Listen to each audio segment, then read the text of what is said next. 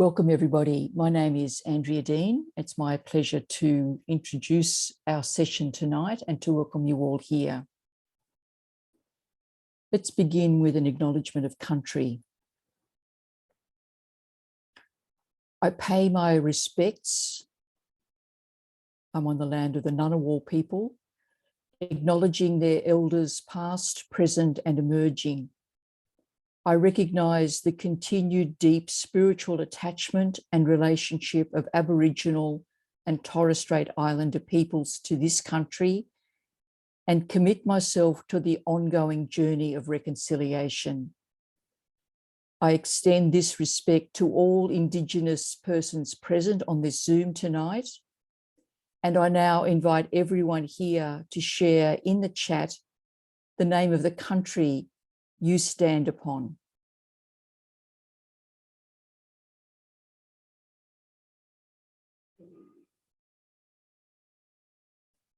As you know, it doesn't work well for us to all be able to speak it aloud. So on your behalf, I'll pray this prayer and I invite you to say it wherever you are. Living God, abundant in love, hear our prayer. Give us ears to hear the needs of our time and responsive hearts and hands. We ask this in the name of Christ, who gave all, and the Spirit who keeps giving. Amen. This evening's session will be chaired by Dr. Tracy McEwan, Vice President of WATAC. Tracy is a theologian and sociologist of religion and gender. She's part of the Australian Women Preach podcast team, and I'm sure she will be well known to you through her work in one of those contexts. I'll hand over to Tracy now.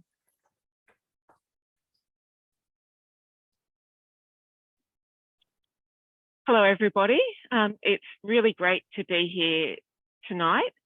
Just trying to get my view right so I can see you all and see who I'm speaking to. So thanks so much for coming along. I just wanted to introduce our two guests for tonight.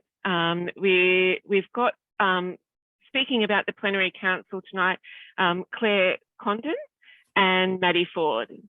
So Clare is a sister of the Good Samaritan and a former leader of the congregation. She was a member of the Plenary, or one of the advisors at the recent Australian Catholic Church Plenary Council. Clare has ministered with senior governance in various archdioceses in Australia. And Maddy, welcome Maddy. Maddy uses the pronouns she, her. She's a youth advocate in residing in Wongal and Gadigal country, studying a Master of Social Work whilst working at the Australian Catholic University on Darug country and as a support worker with people with disabilities. So thanks so much for being here tonight and participating in this conversation. And we've had an enormous amount of interest, and I think that's because, you know, the Plenary Council in the lead up to it and during the council itself attracted an enormous amount of interest from people interested in shifting the Catholic Church into the new millennium. And I was just wondering whether we could start with you, Clare. If you wanted just to share a little bit about what your experience of the Plenary Council as a whole was like.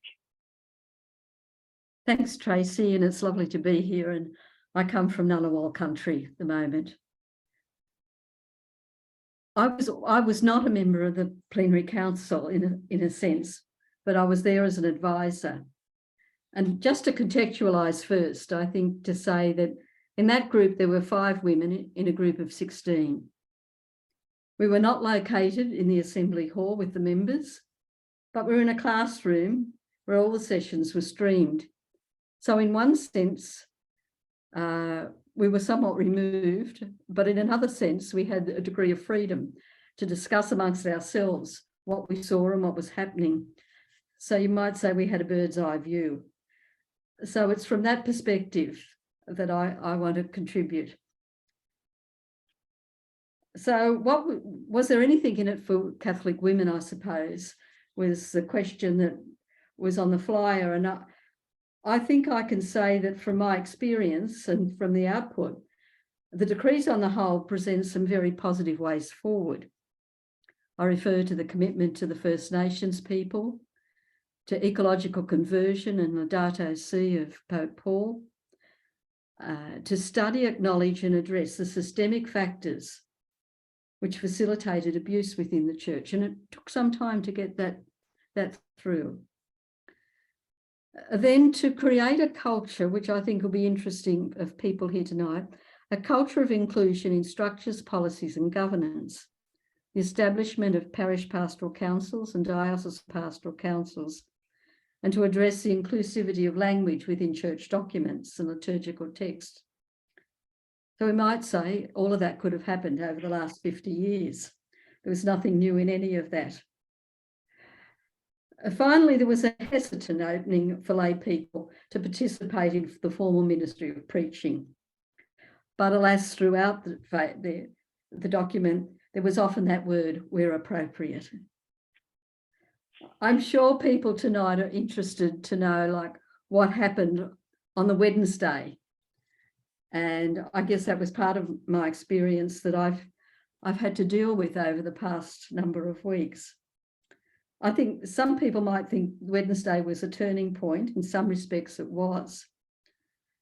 As advisors, we were asked to give a 5-minute input for 6 of the 8 themes. And my task was to do it on that morning on the equal dignity of women and men. To keep such a statement to 5 minutes is not easy. I tried to put a lot of references and footnotes so that as members got a copy of the paper, they could pursue further. But during that Wednesday, there were a lot of interventions from forceful groups of both men and women speaking against the proposals. And it became clear that the proposal for the diaconate of women was not going to get a 2/3 majority. However, the consultative vote of everything else did get 2/3 majority, but not that of the deliberative vote of the bishops. And at that point, the assembly went silent. It felt like at morning tea, it felt like I was attending a funeral. Amongst many participants, including women, laymen, some priests and bishops, it seemed incomprehensible that more than 50% of the church members had just been discounted. So these people were asking themselves, what can we do? So some decided that they could not simply return to their place at table and so stood at the back of the room. Others just spontaneously joined them and they made their voice heard through silent resistance. So it became obvious that proceedings needed to change, and they did. Members would say that there was real conversation began and that the results would change. However, I'm not as positive as some. Why? Because bishops did not need to declare their hand in any transparent way. They hid behind confidentiality of the vote. They had had 4 years of process to present their positions, but had not done so in any public way. I think in some ways they were shamed into supporting a new vote, which wasn't substantially different. So for me, the 4-year experience from writing groups to the Second Assembly was a mixed experience. I met some extremely committed people who earnestly sought to listen to one another and find a renewed and different way for a dysfunctional church. They were truly listening to all the submissions from across the church. However, the experience also reinforced to me that the church in Australia is extremely polarised at many levels, within the bishops, clergy, and all the baptised. I found it disheartening when I saw from a distance some lobbying, some passive-aggressive behaviours, and at times the use of power to manipulate. it was destructive when, from the beginning, it was claimed that all issues would be on the table. To see some of those quietly removed without explanation, except that the church teaching was to override all things. So therefore, I've got a mixed reaction, Tracy, some very positive and some very negative. And people might like to ask further questions later about some of those experiences. So thanks. Thanks so much, Claire. It's really, I did wonder how you felt like on that morning, you know, having given that speech, which I'm sure many people here, you know, watched on the video feed like I did, and then to have heard that deliberative vote, you know, it didn't pass.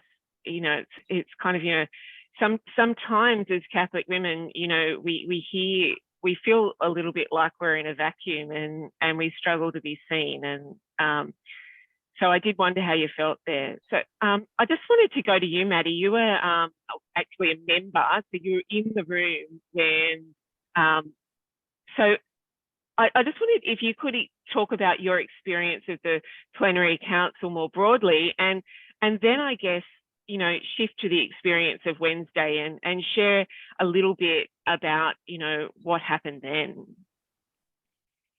Yeah, thank you, Tracy. It's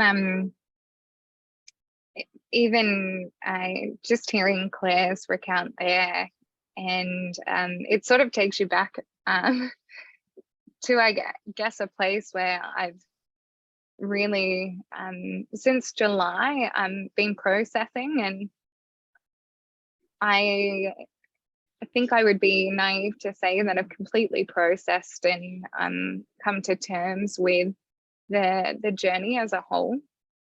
I was originally a member for Adelaide and remained a member for the Adelaide group, but moved to Sydney.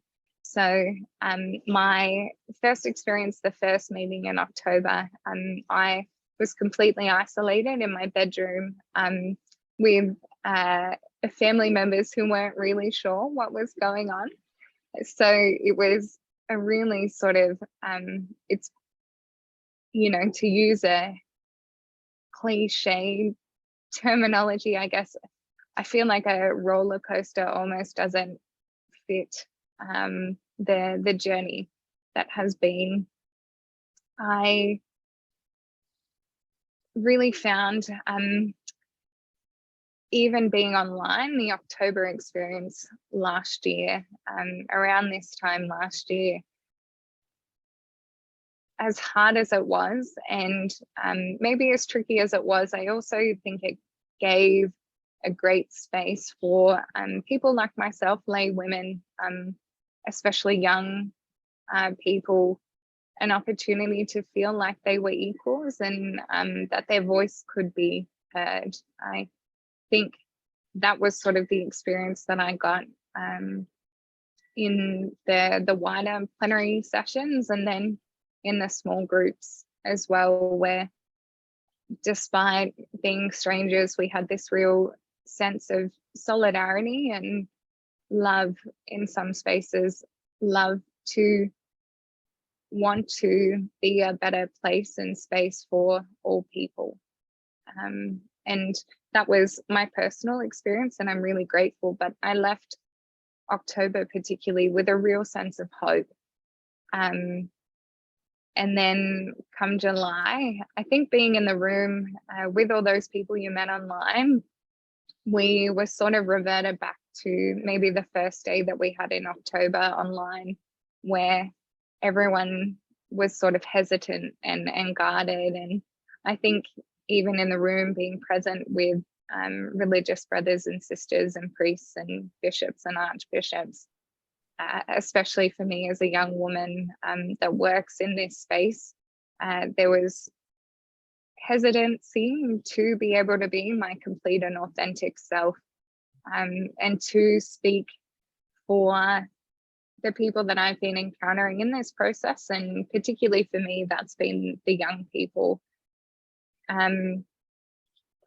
So that's how it started. And I guess going on to the second question, I think of the second meeting in July in two parts.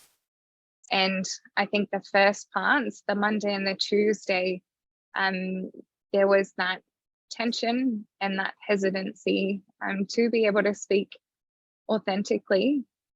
And even with how the small group sessions were sort of crafted and the table discussions we had, I was on a really wonderful table, and I'm really grateful for the conversations that we had.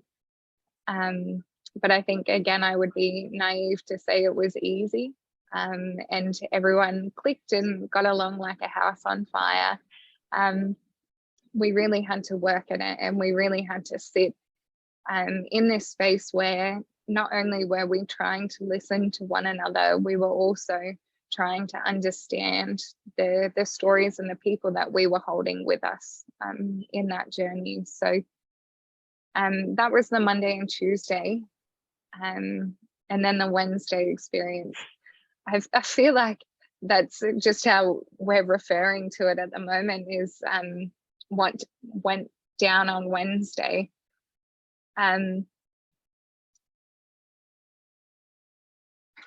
would say I've left the Plenary Council quite spiritually wounded, because it was a really hard and challenging space to be in as a young person, and sit there and think that this is my future, and this is young people's future, and this is what I will be living with for 60 years, what young people will be living with for 60 or more years. And so for me, that's sort of the perspective and the lens I brought. So I'll be honest, I was the first one out of the room on Wednesday. I couldn't finish the session after hearing the decision. And I was sobbing. There's nothing pretty about it. And I'm sure there are many photos floating around of me in a really vulnerable and distraught moment. And I think if you do see these photos, I think I'm wearing the same top as well. But what I find comforting about those photos is particularly the people that were surrounding me and comforting me.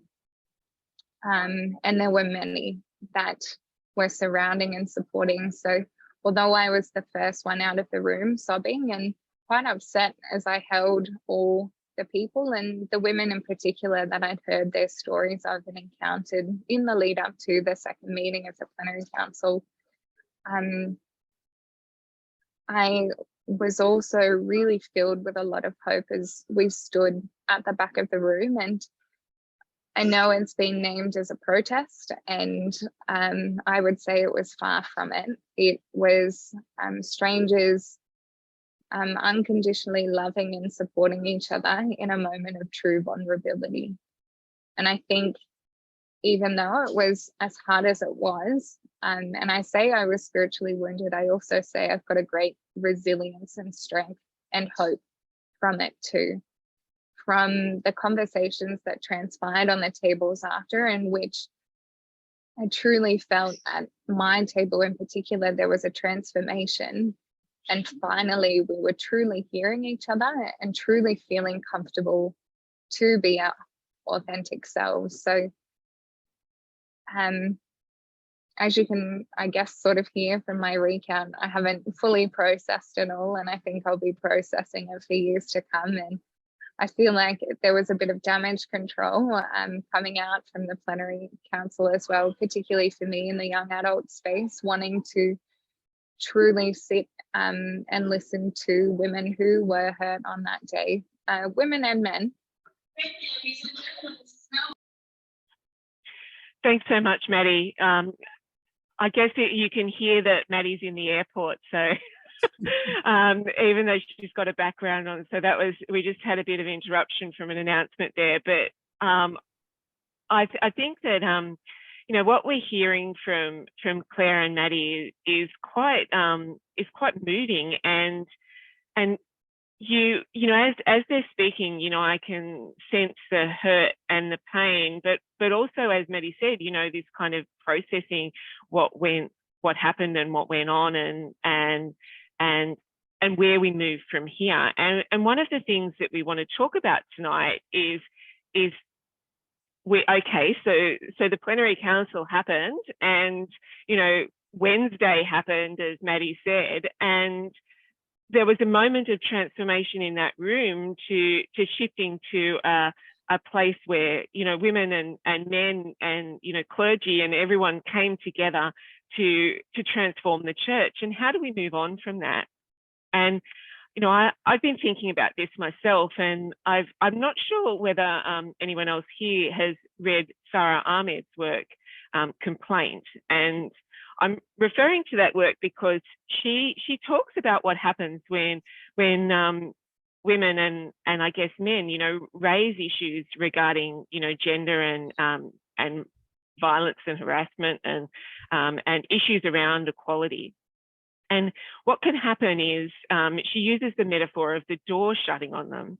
And so the idea is that, you know, often when we raise a complaint, then, or we raise an issue regarding equality for women or any other kind of group, any other, you know, marginalized group, we can have the door shut on us. And what I was thinking about when Maddy and Clare and I were talking about this the other day, about, you know, the people who stood in the room, you know, even it was framed as a complaint or a protest, but what was interesting was that they were standing in the room and the door couldn't be shut on them because they were in the room. So often when we stand outside a space, we can have that door shut on us. When we're inside the room, it's more difficult to shut the door on us. But I guess we can be shut in a way. But Sarah Ahmed uses the metaphor of doorways and how we can bring about change by standing in the doorway. So not being in the room, not being outside the room, but standing in the doorway.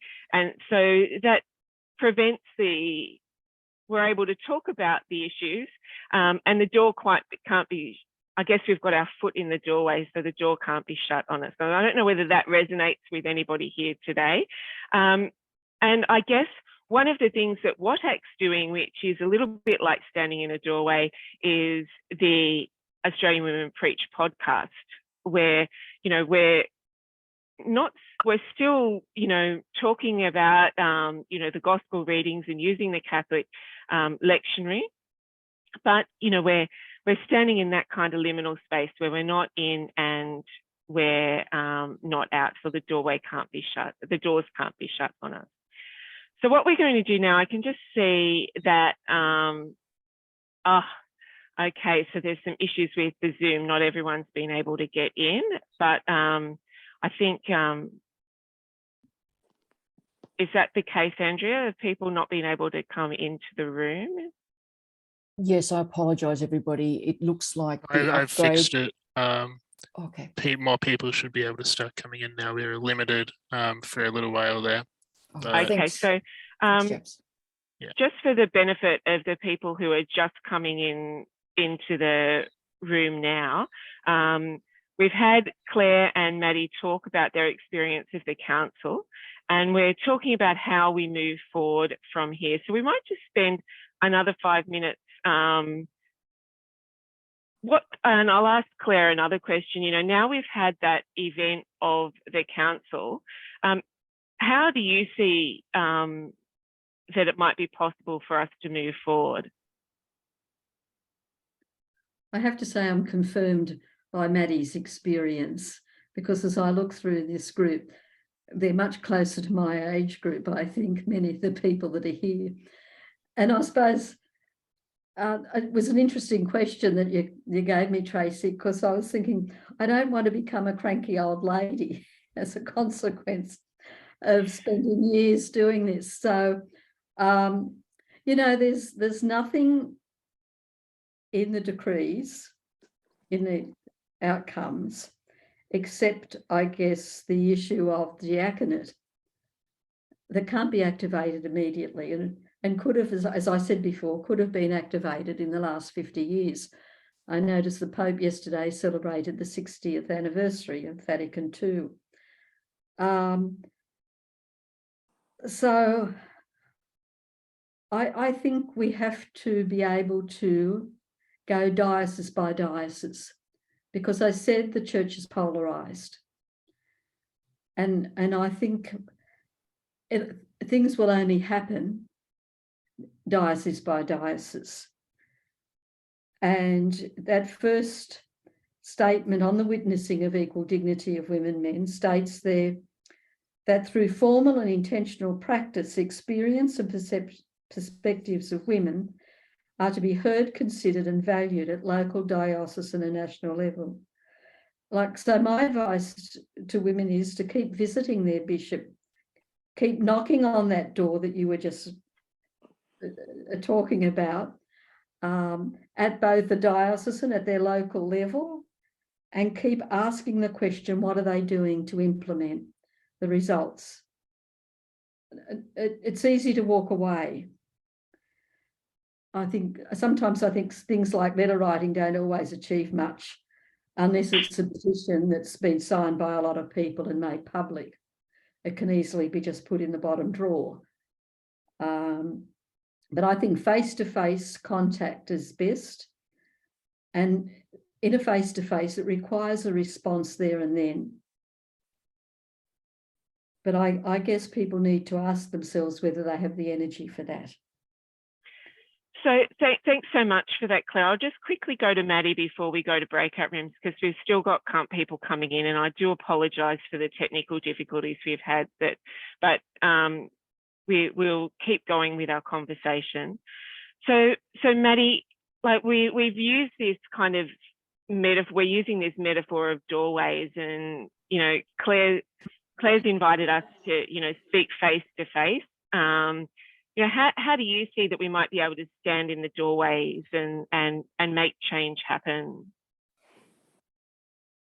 Yeah, I think as much as I would love to be physically standing in a doorway and asking questions and doing as much as I can, I'm also very realistic in I need to work to be able to afford to live. So my reality has to look a little different.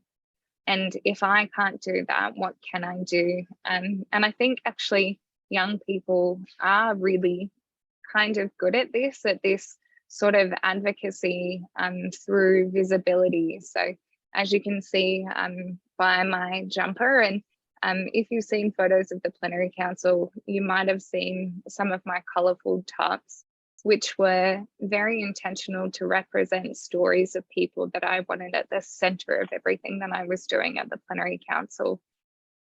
So each shirt was bought through an organisation that supported a charity or an issue that was spoken to me or represented someone's story, and all the profits and the proceeds went back to the community as well. So while it may seem I'm just sort of consuming and being involved in the market, I think it sends a really visible message to people that aren't able to have these conversations or aren't offered a voice at tables, that they are welcomed and they are safe and they are loved, and there are people supporting and loving them unconditionally. And I apologize for using the terminology them. That's not my intention at all. We are all people and we're all loved unconditionally, and I think that's at the core of everything that I'm trying to do. So I think that's one thing that I'm trying to do. Whether it's effective or not, we'll see. But I have noticed that it is effective with young people who have thanked me, seeing the t-shirts that I wore, who ask the questions and start the conversations, seeing these things. And I think that's important as well. It's the ongoing dialogue and conversations that's important in this space too.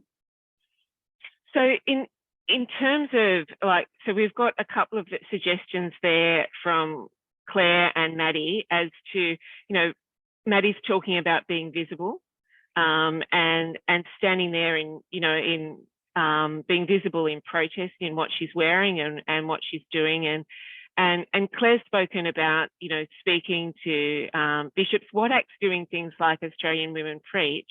But what I want to do now is kind of shift us into breakout rooms of 3 or 4 people and start to have the conversation.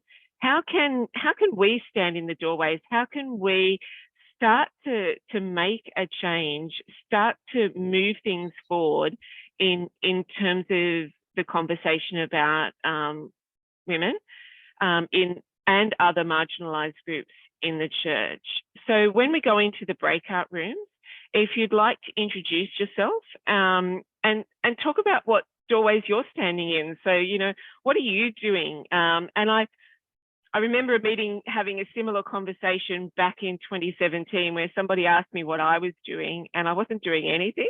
So, and that was part of the reason, you know, why I kind of shifted into this space and started actually doing something. So if you're not doing something, you might have some ideas about what you can do, or you might have seen somebody else working in this space that you admire, and you might want to talk about what they're doing.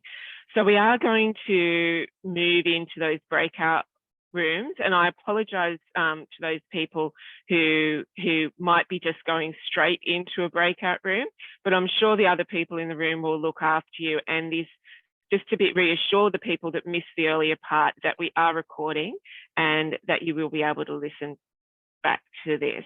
So James, could you take us into breakout rooms, please?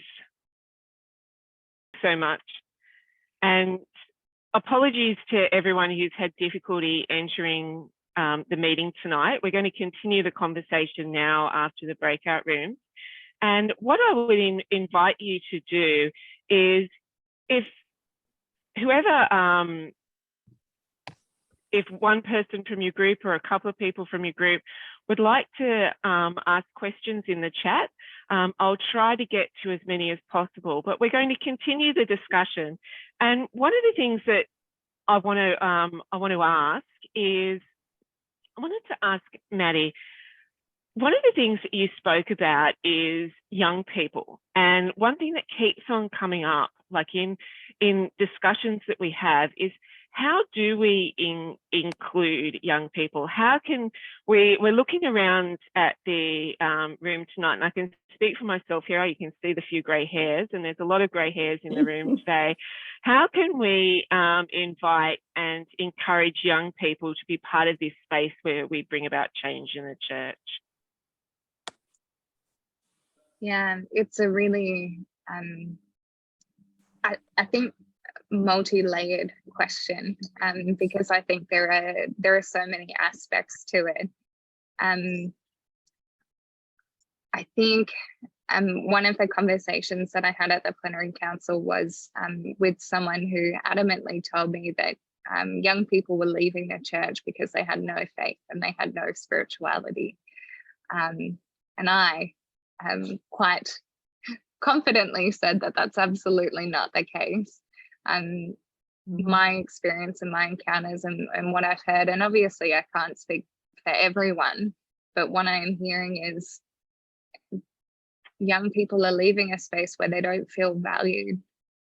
And whether that's through interactions, whether that's an uncomfortable space, however it looks, young people are still yearning that faith and that spirituality and that connection. And that is so clear to me in the conversations I'm having and the people that I'm encountering. And so I think it's a really hard question to say, how do we include and how do we invite? Because I think it's sort of got to be an individual commitment from maybe the people in this room to see where young people are in their world and in their community, and maybe invite them to a space where they could feel comfortable and where their story is valued and their time is valued as well. And I think for a lot of young people, we have a lot of uncertainty in our future. There's the very real certainty that we will be living with climate change, and we're not sure what our children and what our children's climate will be and what world we're bringing them into. There's a lot of uncertainty with jobs, and when you're carrying that in the world and trying to live, that's a really hard place to be. So being able to provide a companion on that journey in which they are heard and they're seen and they're believed, I think is a really important thing to do. And I don't have a step-by-step process of this is how you do it. I think that'd be great if even I had that myself. I think it's very different depending on the people that you encounter and the space that you're in. So maybe it requires looking from a different angle, from a different perspective, and trying to not remain barricaded in our certainties sometimes and open up the new possibilities. Thanks so much for that, Maddy. Claire, when you were speaking, you were talking about, you know, accountability and transparency, and you know, that's always tricky, like in any kind of space. You know, you've got lots of experience in governance and church governance. What things do you think that we can be doing? And while I'm asking this question, if anyone's got any questions, please put them in the chat. Any comments or any ways forward that you saw, please put them in the chat.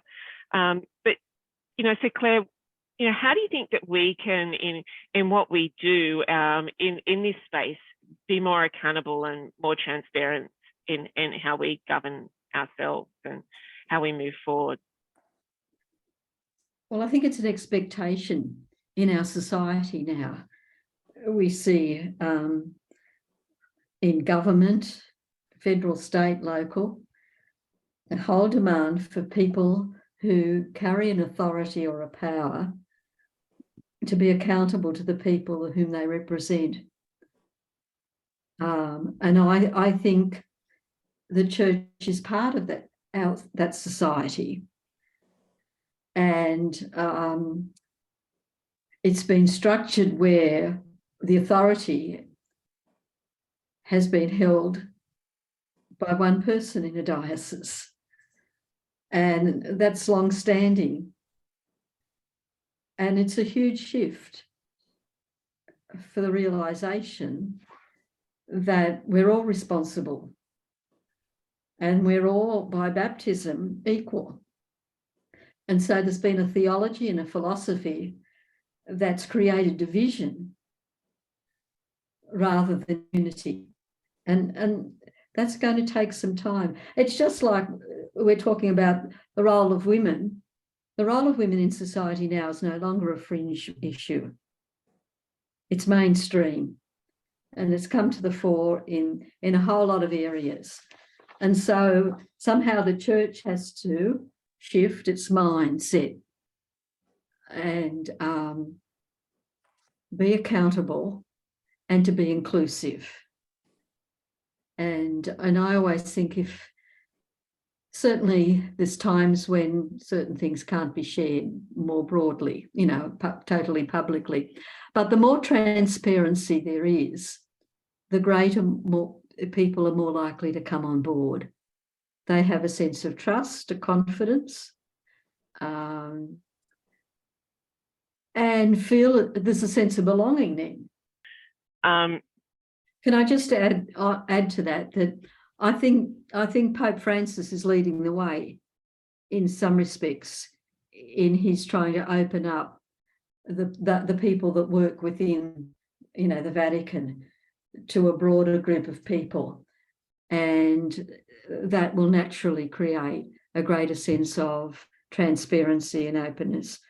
But we've got a long way to go, I think, here in Australia. Yeah.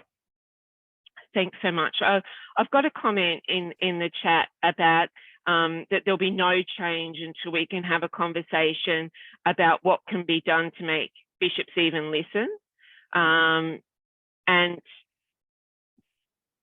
you and how like, are we kidding ourselves that a few people taking a stand, we've made the note that they weren't protesting as such, but taking a stand at the Plenary Council can bring about change. What would you say to that, Maddy? Because you were there and you sensed that change in the room after people made that stand. Yeah. Yeah, I think it's sort of with anything in life, there's never going to be a complete 180 or a complete shift and a complete change, and absolutely everyone's going to be happy. We're a church for all people, and we love all people, and we understand that in that there needs to be that mutual respect and understanding. And I think that was shown after Wednesday in the conversations where we really, and I speak for myself, I really truly felt that I was on the same platform. I think it's very easy to sit and be disillusioned and disheartened by maybe the lack of movement or whatever has happened. And I say absolutely, your feelings are completely valid. I think I reiterate again, this is my future, and this is young people's future, and this is our next 60 years, and I don't have time to wait for that change to happen, especially with what my future and our future looks like. So for me, I will continue to keep advocating for all people, and that people are at the center of everything that we're doing, and we're just trying to love unconditionally. Whether that's sort of dancing around the question a little bit, maybe, but that's sort of me processing it in real time and saying, I don't think we'll ever come to a complete harmony, that we can still stand together loving one another, even when it's hard. And that includes our bishops too. Yeah. Thanks so much. Thanks so much, Maddy. And we are close to time, but if Maddy and Clare are okay, we're just going to go a little bit over time because there were some people that missed out at the beginning. I've just got a question here from Catherine, or it's more a comment, and she's talking about how she's the mother of a son with a disability, and there's a lack of inclusion there. So women weren't the only group that were, they're not the only group that feel excluded in the church at the moment. So we've got people with disabilities, as Catherine's mentioning, they're feeling excluded. And we've also got LGBTIQ+ folk who are feeling excluded. And there are many other groups, you know, going through the responses of the survey that I've been working with, you know, there's people with mental health issues, women who are single feel excluded, that when only motherhood's valued, and I'm sure that's the same for other groups in the church. Clare and Maddy, you know, do you think their voices were heard at the Plenary Council, and how might we move ahead there? Well, I might go first. I hear the pain of the mother with her disabled son, where she experiences rejection within the Catholic Church, but finds welcome in another church. I think that was something that wasn't dealt with effectively at the Plenary Council. A lot of it turned in on itself, on its own structures, on its own way of being, talking about a missionary church, but not really facing what that might look like. And I've heard Pope Francis say a few times we have to listen to the margins wherever they are, because that's what Jesus did. And I think the church has got a long way to go to turn that around. But I think we're the church, and I think we have to find the spaces where we can welcome those who are on the margins, those who feel excluded or are excluded, and find ways of welcoming, whether it's into our prayer and worship that we have. It might not be in our parishes, it might be in small gatherings. But if we can do that, we're modelling a different type of church. And I think WATAC does that. Women gather and have their prayer and worship and sharing in small groups. The call then is to who do you reach out to and welcome, so that we can actually do what we're preaching, what we're talking about.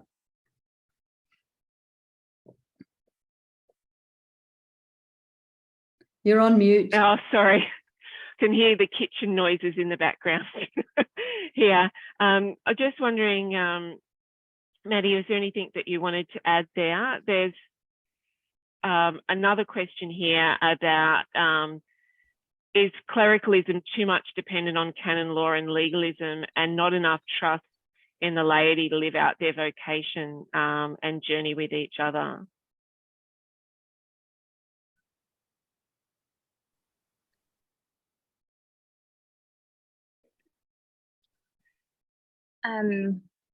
Yeah, that's a big question, isn't it? Yeah. And I feel like we'll need another meeting for it, maybe a second series. It's easy to blame someone, something. And I think it's hard to continue being in a space and feel like you're fighting as well sometimes.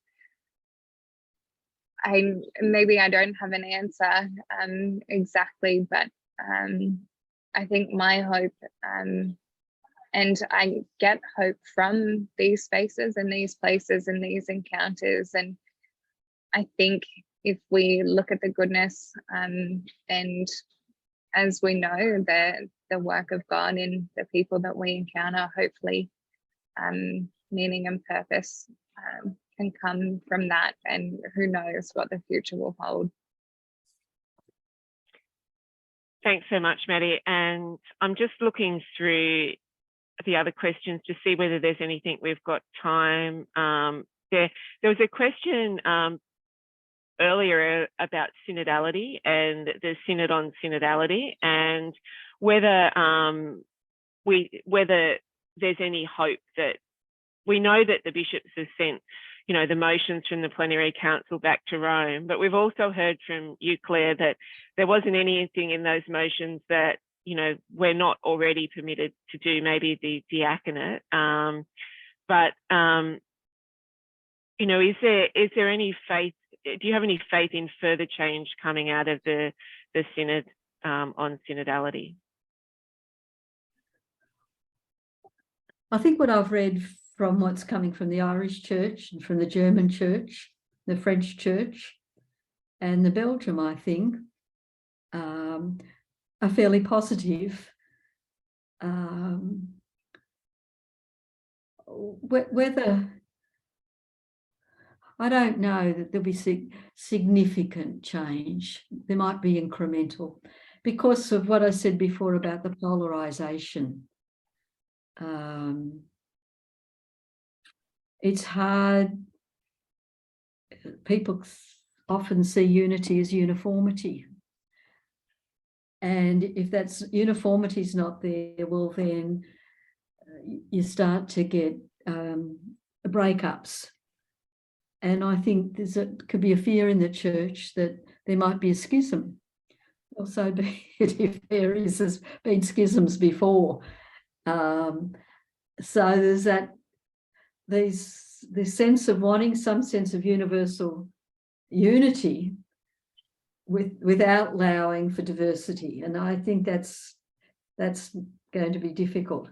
I'd put more hope in the synod on synodality than I would on the plenary council at this stage, because I think it's there's more diversity being expressed there, and there may be some universal change that will release different churches to try things. That's all.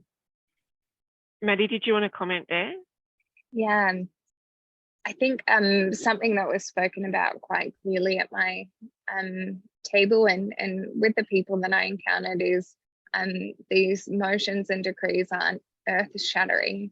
They're the bare minimum, but they're going to lay the foundation for the change that will springboard off it.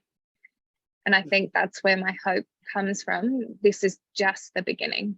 And maybe that's my youth and my lack of years in this sort of arena and space. But for me, it is the beginning. And I think, like I've said before, I can't wait any longer, and I will just continue doing me and authentically as I can. So I think that's important to note as well, that this is only the beginning. Yeah, thanks so much, Maddy and Claire. And I think we're going to have to leave it there. Thank you so much for coming tonight and being vulnerable and sharing your experiences with us. I don't know, I think I'm, standing in a doorway somewhere, and I'm really hoping that the door's not going to shut on me, and that this synod coming up and the motions of the Plenary Council are going to bring about some, or at least create momentum for change. But I do think that I guess like WATAC's philosophy is to be the church that we want to be. And so, as you said, Maddy, we've got this opportunity in this space to bring about the changes in the way that we act and what we do.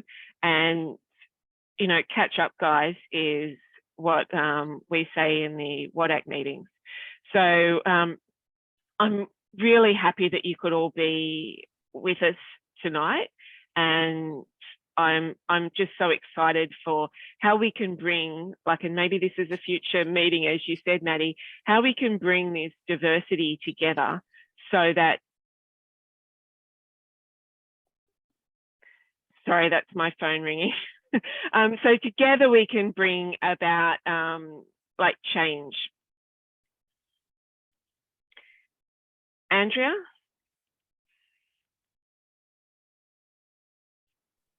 Thank you, Tracy. Thank you, Maddy, and thank you, Claire. It's been great to be with you all tonight. Thank you for the huge crowd that's joined us for the discussion. A special thanks to all who've made things work tonight in our preparation, in the event itself, and those who solve problems behind the scenes. Don't forget, if any issues have been triggered for you in the discussion tonight, that these are appropriate numbers for you to seek some support. Thank you for attending this event hosted by WATAC, Women in the Australian Church. WATAC, I hope you know, is an ecumenical organisation which aims to model an inclusive way of being church. To find out more, talk to any of the executive members, follow the Facebook page, or visit the website watac.net.au. WATAC in Dialogue, Women as Agents of Hope, The Woman at the Well, a modern day meeting of love, acceptance and redemption, is scheduled for November the 9th. That will shortly be on our website for you to enrol in. And then our next WATAC Presents will draw on First Nations wisdom. That will be December the 14th, as we listen deeply to the wisdom of First Nations women and explore how Australian Church can respond to this urgent call for voice, treaty and truth.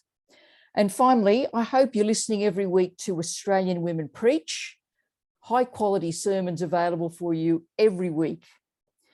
And if you're somebody who lives close to Canberra, within the Archdiocese of Canberra and Goulburn or nearby, we do encourage you to attend a local dinner for Catholic women that we have planned on the 28th of October. I will put details for that on the WATAC Facebook page. And if you struggle to find details, please just get in touch with myself or with Clare.